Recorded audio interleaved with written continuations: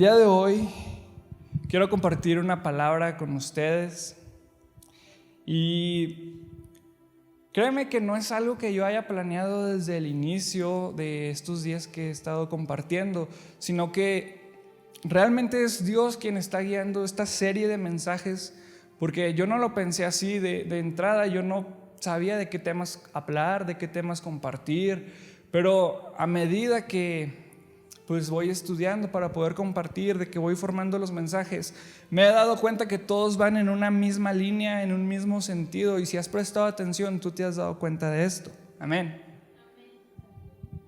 ¿Recuerdas que hablamos de el descanso que encontramos en Él?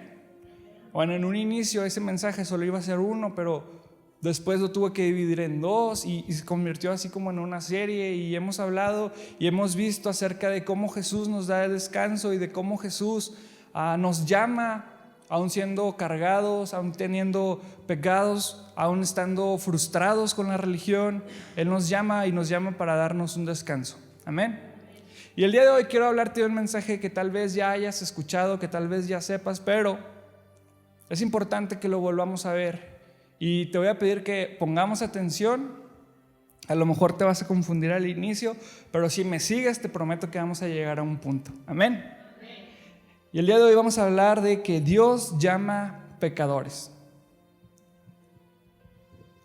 Amén. Acuérdense que pueden decir amén, gloria a Dios, o alguna otra palabra que te guste, no sé, está cool, no sé. Alguna palabra que te sirva para motivarte a ti mismo, para que estás recibiendo la palabra que Dios nos está hablando el día de hoy. Amén. Vamos a leer 3 versículos nada más. Están en 3 libros diferentes, así que vamos a empezar con el libro de Isaías, capítulo 6, versículo 5. Vamos a ver 3 historias de 3 personas diferentes en 3 tiempos diferentes. Isaías capítulo 6, versículo 5, lo voy a leer en Nueva Traducción Viviente. Dice: entonces dije, todo se ha acabado para mí. Estoy condenado porque soy un pecador. Tengo labios impuros y vivo en medio de un pueblo de labios impuros. Sin embargo, he visto al Rey, el Señor de los ejércitos celestiales. Amén. Historia 2.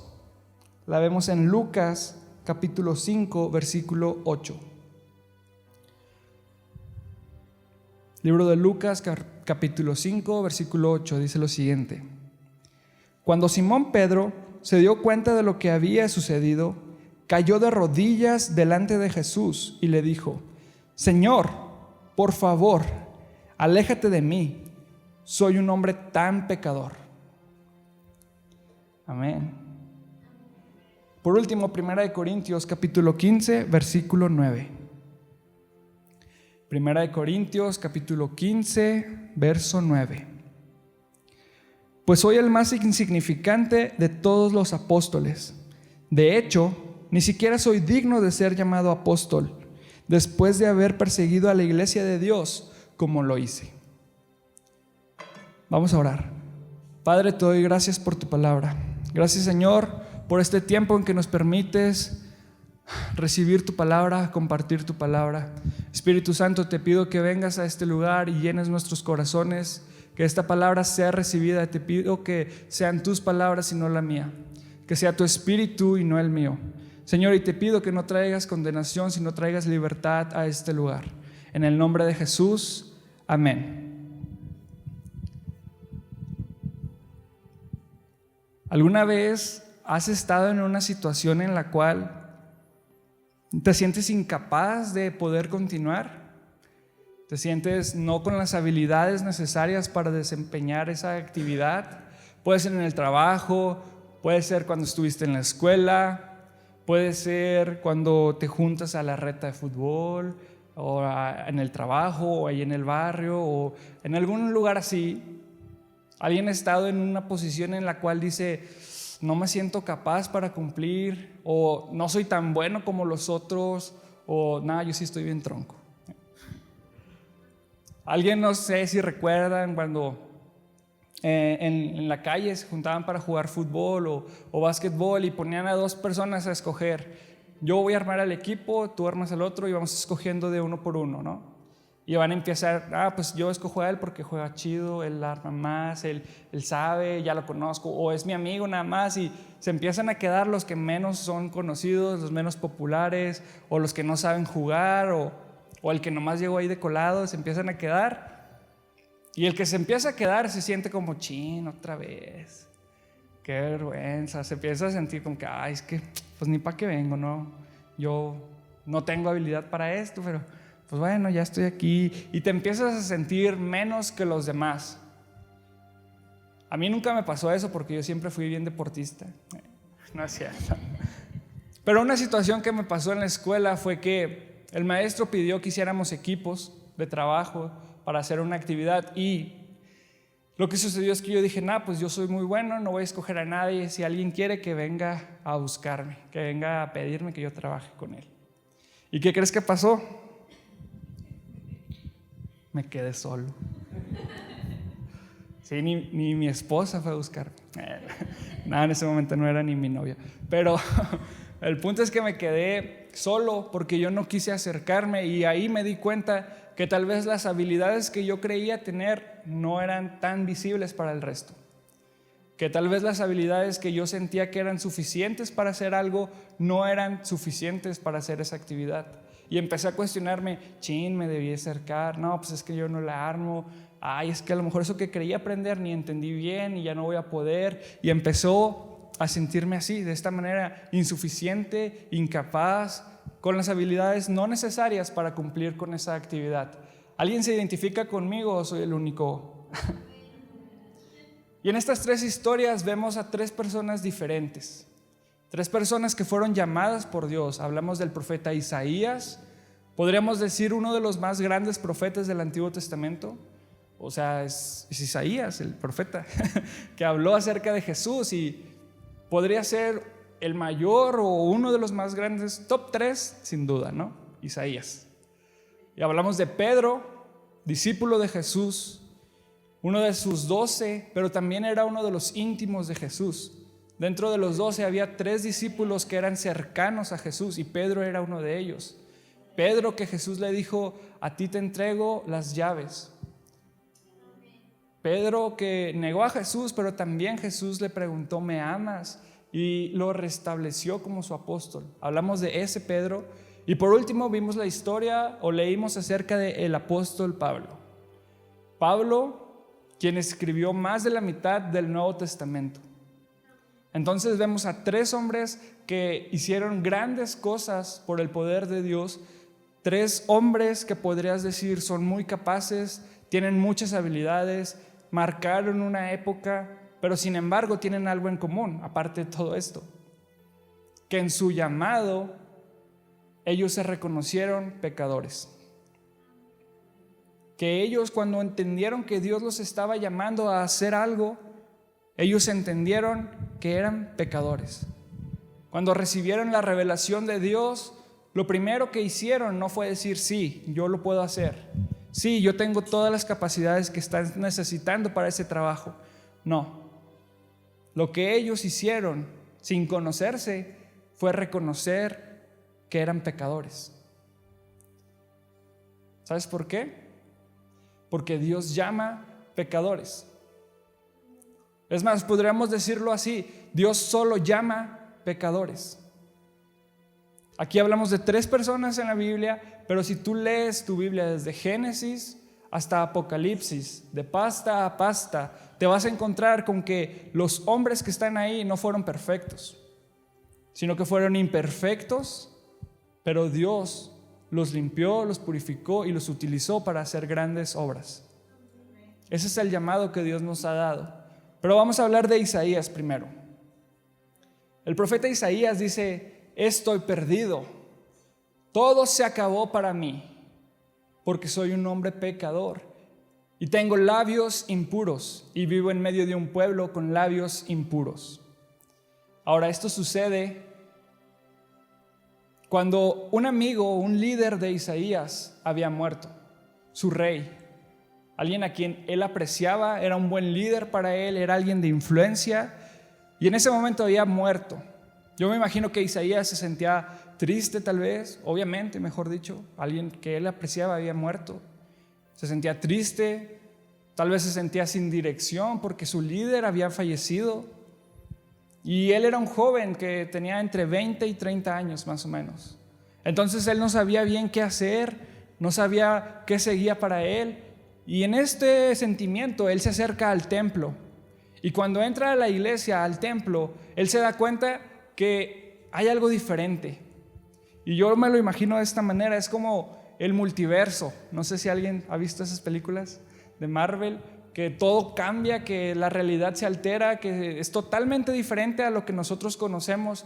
Y esto lo digo así porque cuando él entra al templo se da cuenta que el templo está lleno de la gloria de Dios. Está lleno de la gloria de Dios, que el borde del manto de Dios está llenando todo el lugar. Y eso suena algo loco, pero lo que sigue está más loco. Él abre sus ojos y ve sentado en el trono a Dios, al Rey. Imagínate eso, que vas llegando aquí a la iglesia y ¡pum! Todo algo totalmente diferente a esto. Y de repente Isaías empieza a ver y hay serafines volando con 6 alas. 2 cubrían sus cabezas, 2 cubrían sus pies y con las otras 2 estaban volando. Y no son serafines como los que nos pintan en las caricaturas, en la tele. Nos dice que ellos cantaban: Santo, Santo, Santo es el Señor. La tierra está llena de su poder. Pero al ellos decir esto, nos dice Isaías que las paredes temblaban, que el piso se estremecía. Aquí por más ruido que hagamos, pues a lo mejor tiemblas tú, pero la pared no se va a mover. Y ahí Isaías, al escuchar la voz de los serafines, se dio cuenta que el templo entero estaba temblando, estaba lleno de humo. Y al ver todo esto, al ver al Rey sentado en su trono, al ver a los serafines, al escuchar, al ver la pared temblar, él dice: todo se ha acabado para mí. Soy un hombre tan pecador. Tengo labios impuros y vivo en un pueblo de labios impuros. Isaías reconoce su pecado. Pero me llama la atención que su pecado no dice: soy un pecador porque hago esto, porque ando viendo a la vecina, porque me porto mal, porque no hice el diezmo correctamente, porque no ofrecí lo que tenía que ofrecer, porque no me vestí como me tenía que vestir. No dice eso. Su pecado lo lleva a sus labios. Dice: soy un pecador porque tengo labios impuros. ¿Por qué Isaías refiere su pecado a sus labios, a su boca? En el libro de Santiago, uno de los discípulos de Jesús, más adelante nos dice que en la boca tenemos el poder de la vida y de la muerte. Pero no solo eso, nos explica que la lengua es imposible de dominar, prácticamente imposible de dominar. Nos dice que es prácticamente imposible pecar sin usar tu lengua. Prácticamente imposible pecar sin usar tus labios. Isaías entiende esto mucho antes de Santiago. Y él dice: soy un pecador porque ya sale hasta por mi boca. Porque lo que hago, porque la manera en que vivo ya se expresa por aquí. Ya está desbordándose por mis labios. Piensa eso. Tal vez para nuestra cultura en México es muy común escuchar chistes de doble sentido, escuchar groserías, maldiciones, y ya escuchamos eso y nos es indiferente, pero eso es una muestra de que el pecado ya sale hasta por la boca, de que nuestros labios ya están emitiendo, emanando lo que está dentro de nosotros. ¿Sabes? Tal vez tú has sido herido, no físicamente, pero sí por palabras de alguien más. Tal vez fuiste herido con palabras ofensivas que alguien te dio, que alguien te dijo, que alguien se refirió contra ti. Probablemente eran mentiras, pero te ofendió igual porque alguien te las estaba diciendo. Isaías entiende eso y dice: mis labios son impuros. Y peor aún, vivo en medio de un pueblo de labios impuros. Él reconoce el pecado de la sociedad, pero él dice, ¿cómo voy a ser un profeta? ¿Cómo les voy a hablar a ellos si ellos ya saben cómo hablo? ¿Cómo voy a hablarles hacia ellos si ellos ya saben cómo hablo? Soy igual o soy peor que ellos. Hablo igual, me expreso igual que ellos. Tengo labios impuros. Santiago dice que la lengua es una chispa encendida por el mismo infierno. Imagínate eso.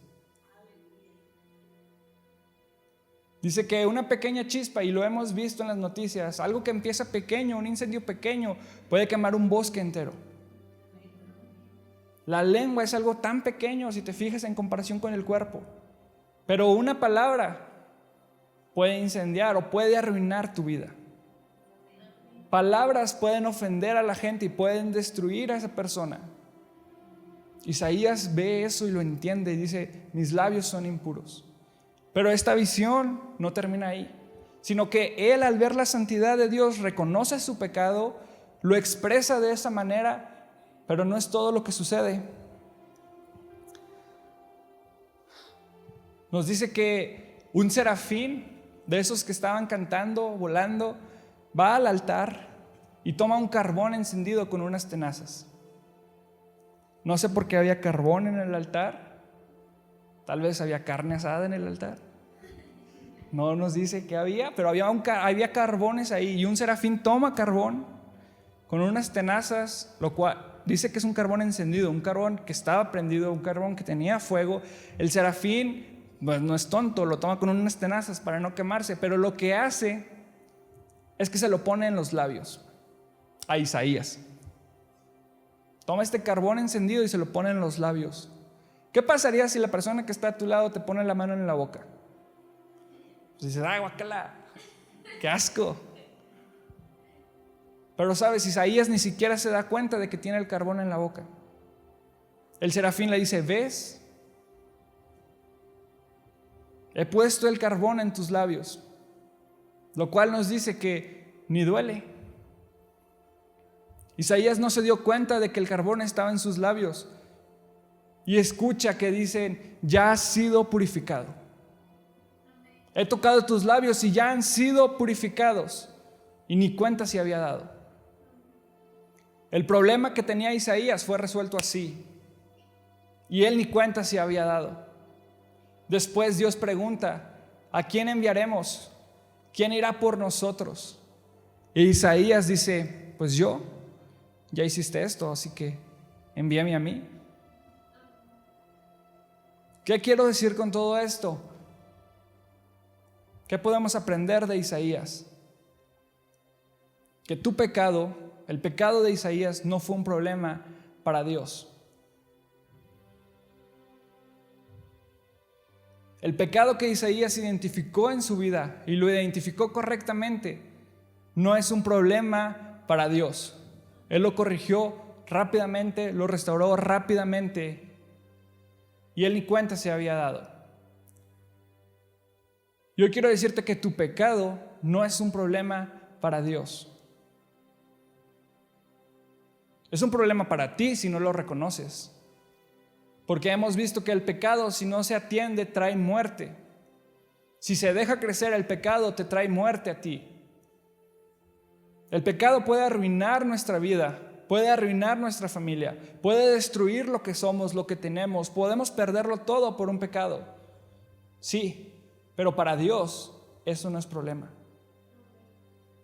Tu pecado no es un problema para Dios. Así como no lo fue para Isaías, reconocerlo. Nosotros tenemos que reconocerlo. Lo primero que hizo es, sí, soy un pecador. Y Dios lo que hace es restaurarlo. El problema más grande que tenía Isaías, Dios lo restaura rápidamente y él ni cuenta se ha dado. Así que si tú reconoces tu pecado, Dios es capaz de resolverlo, porque tu pecado, mi pecado, no es problema para Dios. Amén. Pero vamos a adelantarnos 800 años hacia adelante después de la historia de Isaías. Llegamos con Pedro, el discípulo de Jesús. Él era un pescador, una persona de clase media de ese entonces, y la clase media de ese entonces vivía al día.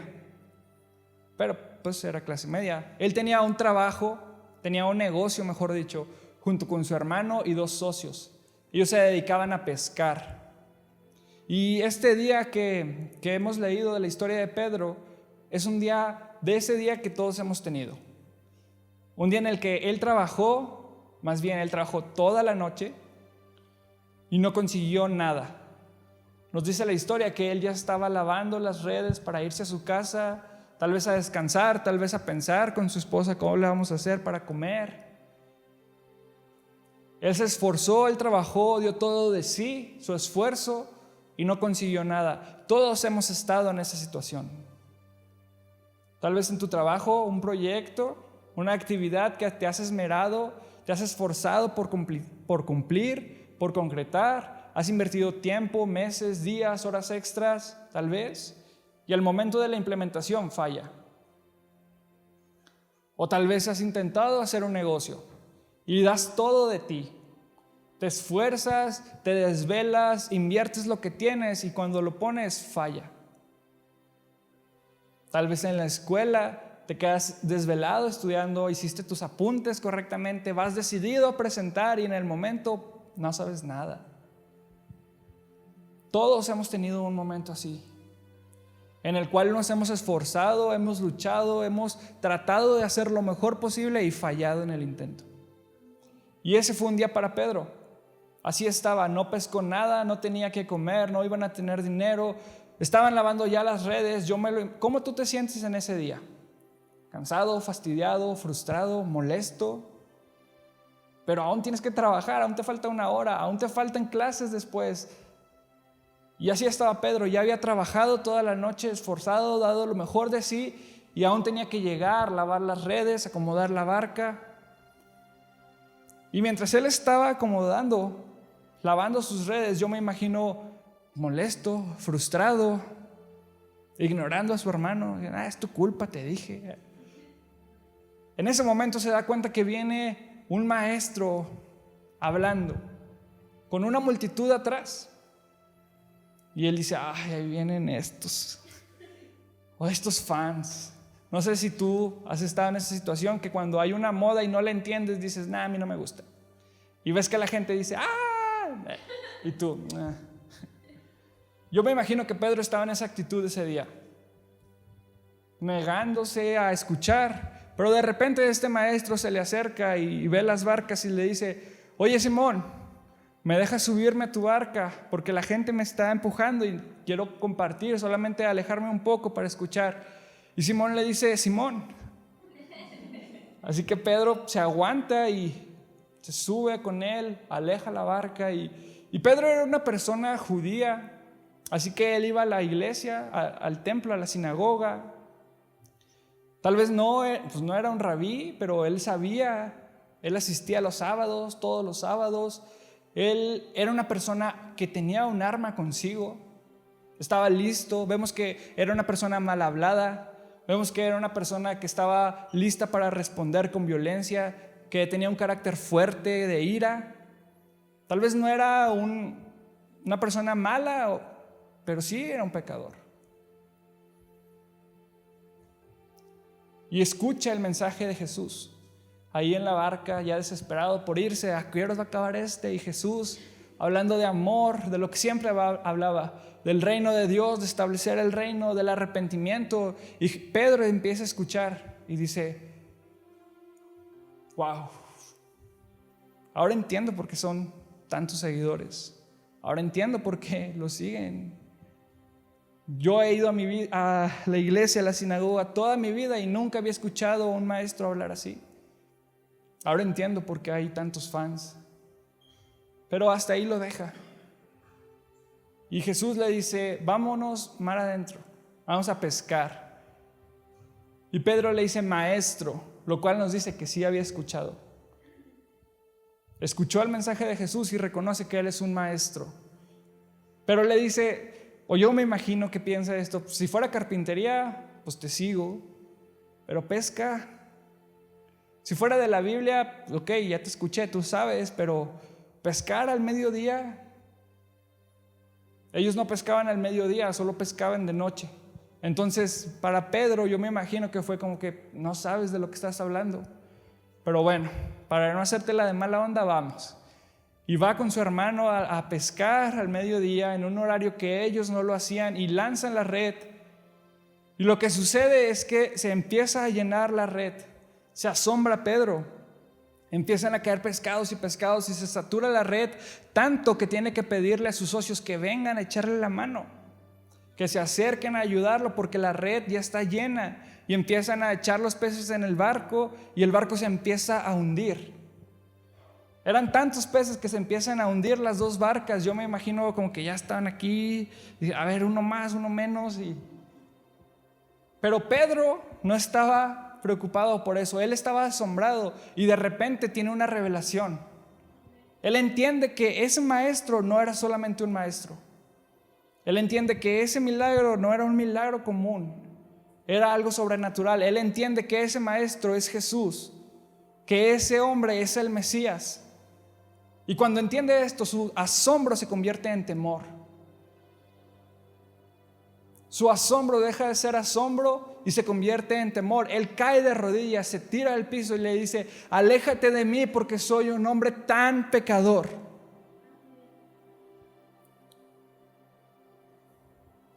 Cuando él entiende con quién estaba, él lo único que le queda es aceptar que es un hombre pecador.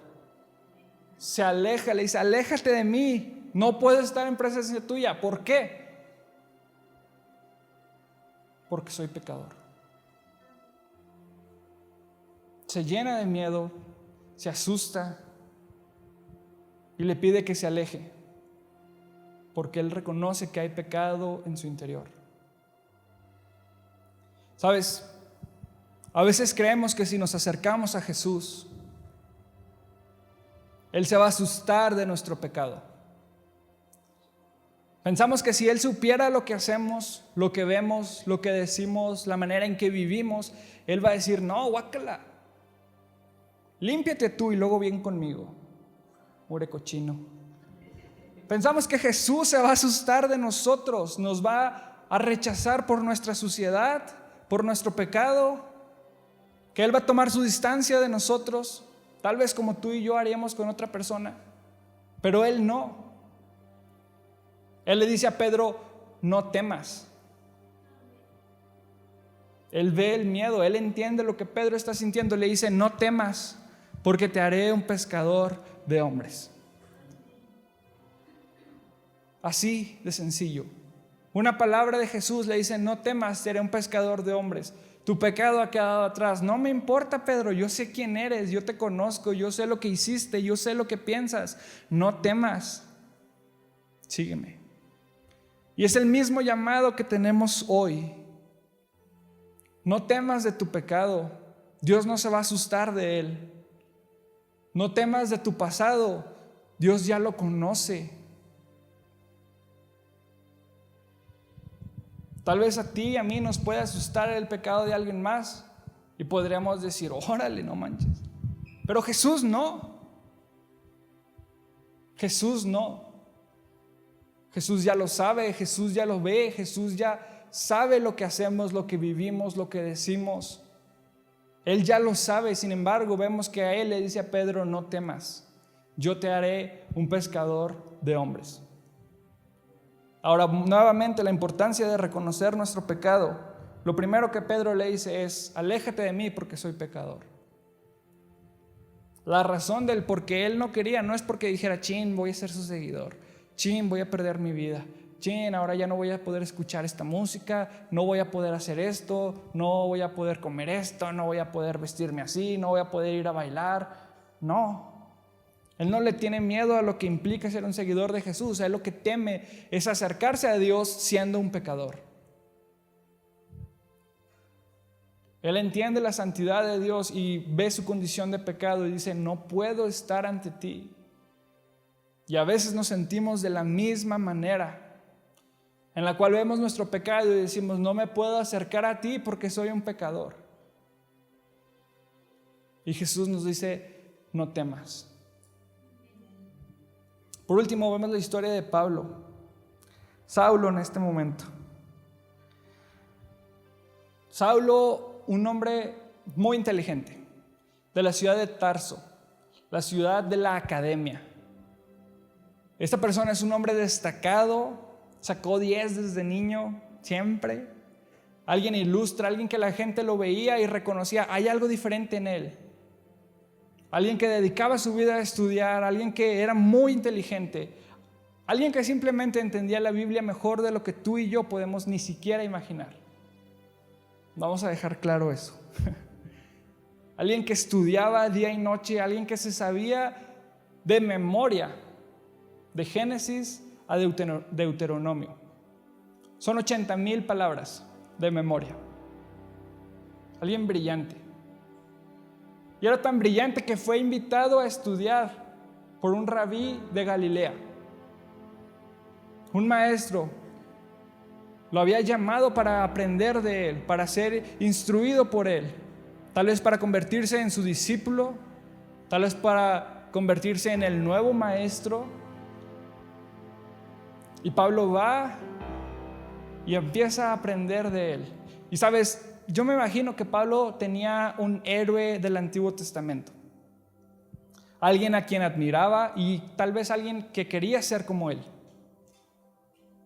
No sé si tú tengas a alguien o haya alguien fallecido con el cual te gustaría hablar, alguien famoso con el cual te gustaría hablar.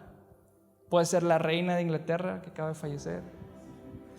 Puede ser Kobe Bryant, aquel basquetbolista de los Lakers. Puede ser un escritor, C.S. Lewis, y hablar de las crónicas de Narnia. Yo me imagino que Pablo tenía un sueño así de conocer a alguien del Antiguo Testamento. Y esta persona, yo creo que era Fineas. Fineas lo encontramos en el libro de Números. Él era alguien apasionado por Dios. Alguien que servía a Dios fielmente. Pero sabes, era tan apasionado que estaba dispuesto a quitar la vida de personas en nombre de Dios. Fineas dijo, vamos a luchar contra la inmoralidad, vamos a tomar la justicia por nuestra mano. Y estuvo dispuesto, y lo hizo, a matar personas en nombre de Dios. Y yo creo que Pablo se inspiró en Fineas. Fineas, no sé. Fineas se inspiró en él. Y dijo, yo quiero ser como ese hombre. Hay que volver a Dios. Y de repente Pablo está aprendiendo de su maestro, está creciendo en conocimiento y empieza a escuchar que hay una nueva secta, un nuevo grupo de fanáticos, seguidores de alguien que se hacía llamar El Camino, cristianos en algún momento. Y empieza a escuchar y empieza a ver que se juntan, que lo siguen, que es su líder y que empiezan a decir que Él es Dios.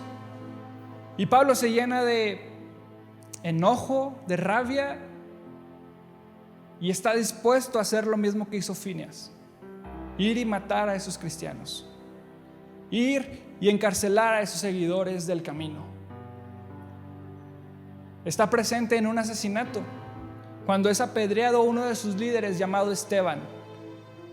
Él ve cómo lo apedrean y él se queda parado viendo, dando validación a eso, diciendo así es, así tiene que ser. Y no se queda ahí, sino que va con su maestro, con los líderes, y les dice: denme cartas para ir a Damasco a encarcelar más personas y, si es necesario, a asesinar más personas.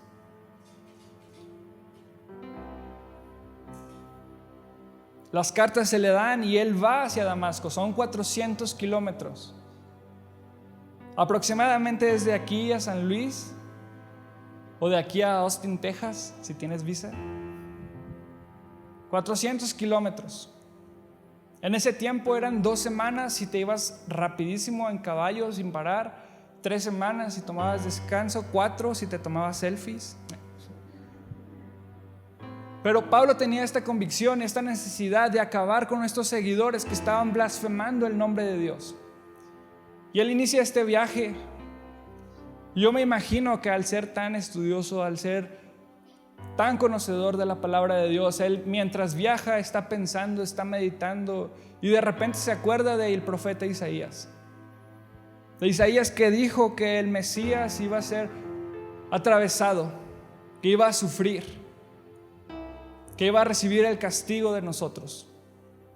Tal vez se acordó de algunos salmos que nos hablan de que el Mesías iba a ser crucificado, pero él sabía que Dios había dicho: cualquiera que sea colgado de un madero es maldito ante los ojos de Dios.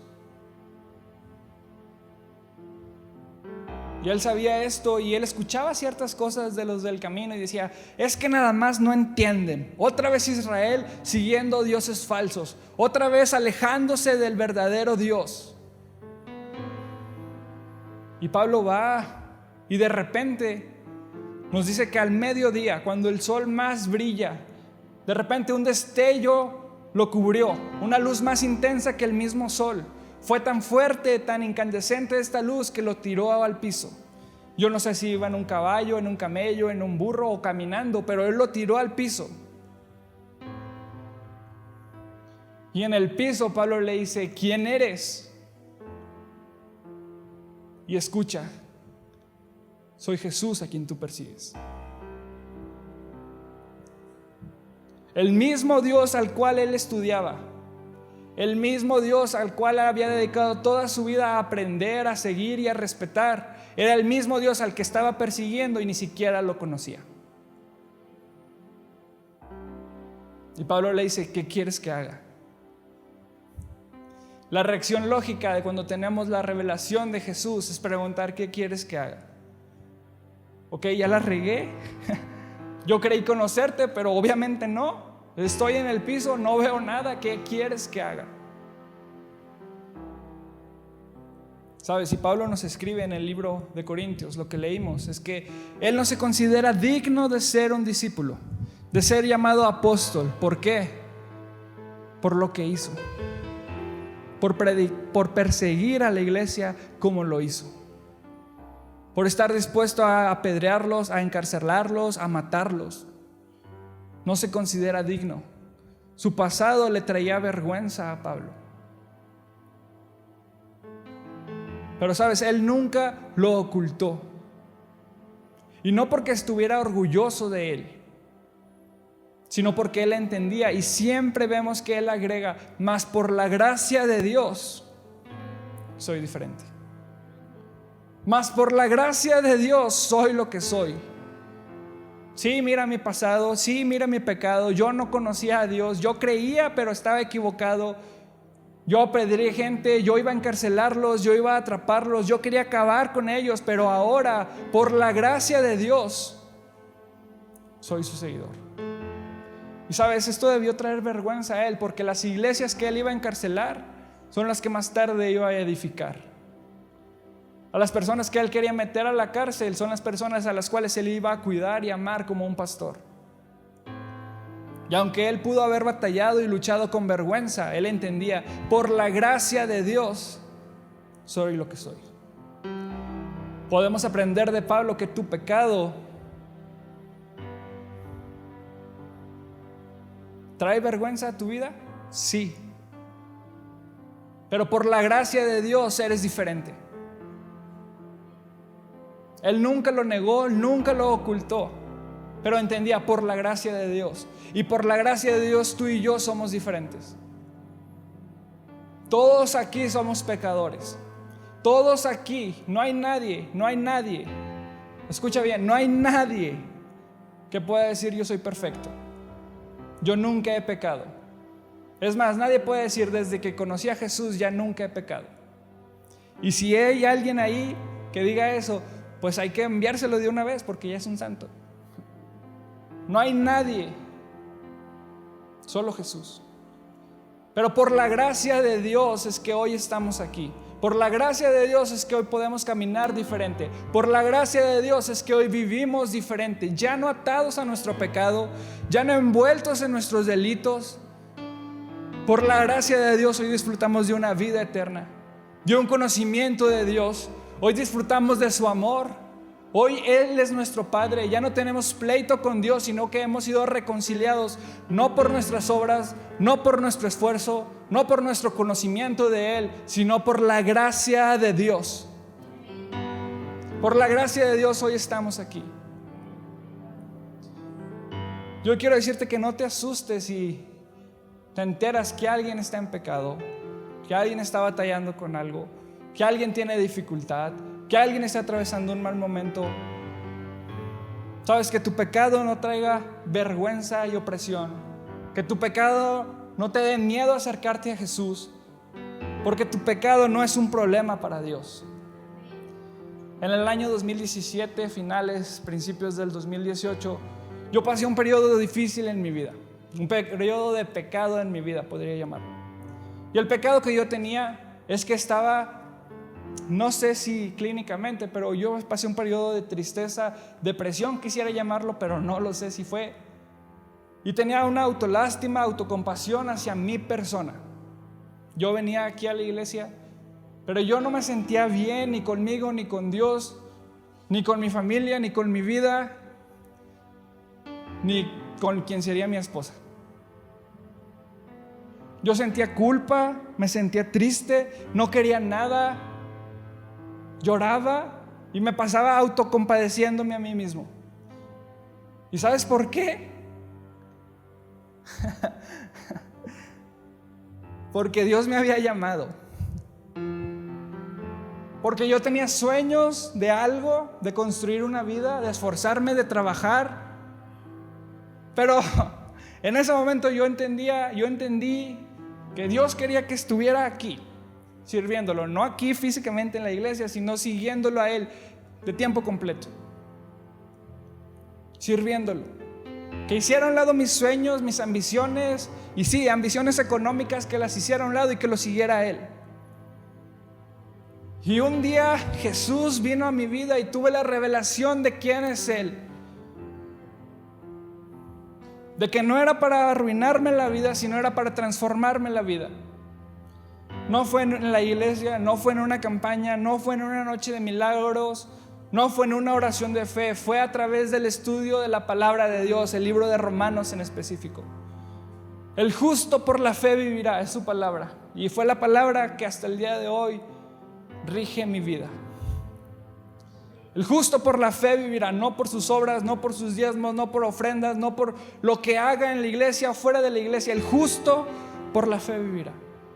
Por la fe vivirá. Pero sabes, no solamente Romanos, sino que Dios trajo a mi vida un versículo en la historia del hijo pródigo. Capítulo 15, verso 31, y quiero leértelo rápidamente. Al final de esta historia vemos que el hijo regresa al padre ya después de haberlo gastado todo. Pero hay otro hijo, un hijo que estuvo sirviendo, un hijo que estuvo trabajando y un hijo que llega con el padre con orgullo, con resentimiento hacia él y le dice: oye, yo te serví todos estos años, ¿por qué a mí no me das nada? Y así me sentía yo. Yo te serví todos estos años, ¿por qué ahora quieres arruinarme? Y Dios me regaló esta palabra. Versículo 31 dice: su padre le dijo: mira, querido hijo, tú siempre has estado a mi lado y todo lo que tengo es tuyo. Sabes, tú has servido a Dios.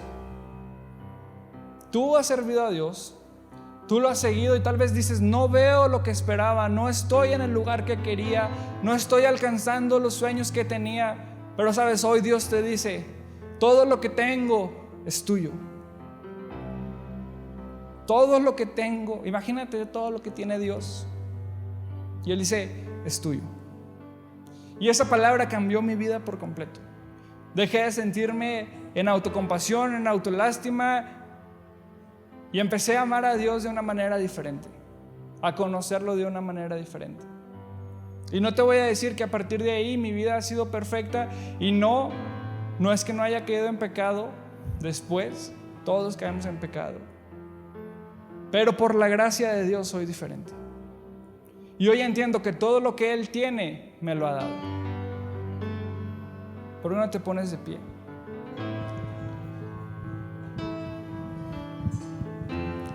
Sabes, así como Isaías, él presentaba su problema ante Dios, yo quiero decirte que tú presentes tu problema ante Dios. Tu pecado, preséntaselo a Dios, entrégaselo a Él. Tu pecado no es un problema para Dios. Y puedes tener miedo como Pedro de acercarte a Dios, pero Jesús te dice: no temas. No temas. Hoy es el momento para seguirlo. Él nos sigue llamando a nosotros. Y si tú has estado fiel y sientes que no estás avanzando en el caminar de Dios, recuerda, querido hijo, todo lo que tengo es tuyo. Padre, hoy te damos gracias por tu palabra. Gracias, Señor, por tu Espíritu Santo en este lugar. Señor, trae un espíritu de libertad a nuestras vidas. Señor, hoy te pido que rompas todo corazón endurecido. Señor, que tu palabra penetre en nuestro corazón, transforma nuestro ser, Dios. Señor, hoy reconocemos que somos pecadores delante de ti. Y aunque eso es un problema para nosotros, sabemos que para ti no es un pecado. Señor, hoy trae libertad a nuestra vida. Trae libertad a nuestro espíritu. Señor, hoy te entregamos lo que somos, lo que tenemos y queremos seguirte. Así como Isaías: ¿a quién enviarás? Aquí estamos nosotros. Señor, ayúdanos a poder decir el día de hoy: aquí estoy, envíame a mí. Señor, hoy queremos responder a tu llamado, responder a quién eres tú, a que tú nos has llamado, a que tú nos has santificado y a que en ti, tu perfecto amor, echa fuera todo temor. Señor, hoy te presento las vidas de cada uno de los que estamos aquí y te pido que nos ayudes, que nos guíes a caminar confiando en ti. Que tu Espíritu sea nuestra guía, que tu Espíritu Santo nos dé fuerzas para seguir. Ayúdanos, cámbianos, ven a nuestra vida. En el nombre de Jesús, amén. Vamos a adorar a Jesús, iglesia.